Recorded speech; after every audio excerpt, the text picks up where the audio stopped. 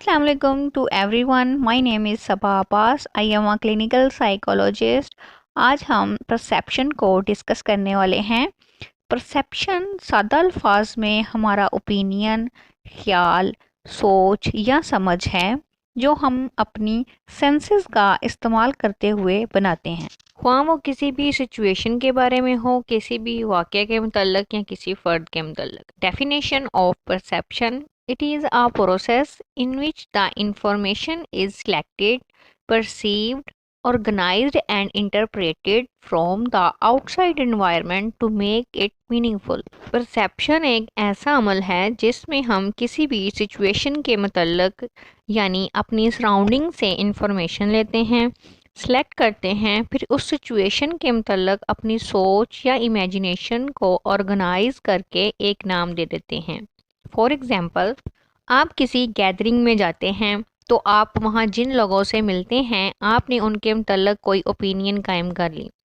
जैसे वहाँ आपकी मुलाकात एक लड़की से होती है, आपने उस लड़की से बातचीत करने के बाद ये ओपिनियन बनाया या ये परसीव किया कि वो लड़की बहुत प्यारी थी, टॉकटिव थी या वो बहुत समझदार थी।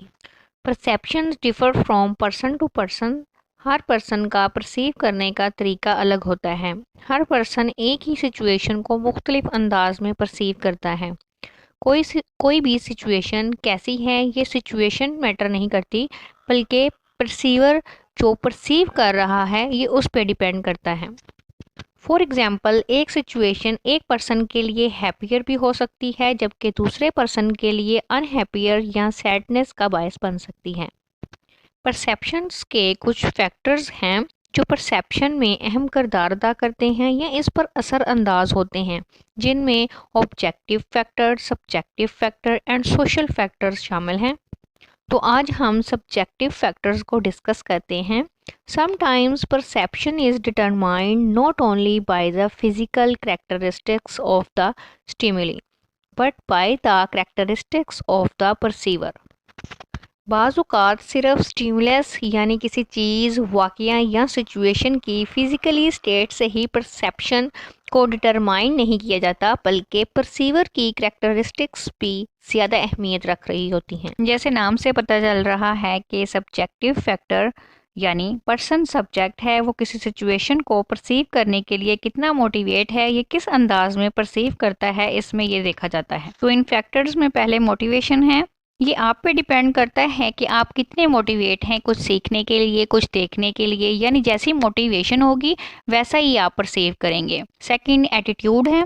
हर फर्द पॉजिटिव और नेगेटिव रवैयों का मालिक होता है। अगर एटीट्यूड पॉजिटिव हो तो किसी चीज़ के मतलब परसेप्शन इजीली और जल्द हो जाती है, जबकि नेगेटिव एटीट्यूड हो तो चीज़ों को नज़रअंदाज कर दिया जाता है और उतने अच्छे से परसेप्शन भी नहीं हो पाती। पर्सनल एट्रीब्यूट्स: एक ही सिचुएशन को देखने का अंदाज मुख्तलिफ लोगों में मुख्तलिफ होता है। कोई सादगी पसंद होता है, कोई शर्मीला, कोई बुज़दिल, फिर उसी बना पर वो परसीव करता है चीज़ों को। मेंटल स्टेट: फ़र्द अगर पहले से माइंड बनाकर बैठा हो तो परसीव करना आसान है, लेकिन माइंड पहले से तैयार ना हो तो परसीव करना थोड़ा मुश्किल हो जाता है। फॉर एग्ज़ाम्पल, एक पर्सन किसी का अगर इंतज़ार कर रहा है तो वो मामूली सी आवाज़ पर भी चौंक पड़ेगा, जबकि अगर वो किसी मसले में फंसा हुआ है तो इर्द गिर्द की खबर ही नहीं होगी उसे।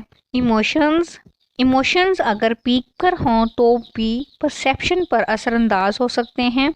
जैसे शदीद गुस्से और नफ़रत में फ़र्द को अच्छे और बुरे की पहचान नहीं रहती, फिर वो किसी भी चीज़ को अच्छे से परसीव नहीं कर पाता।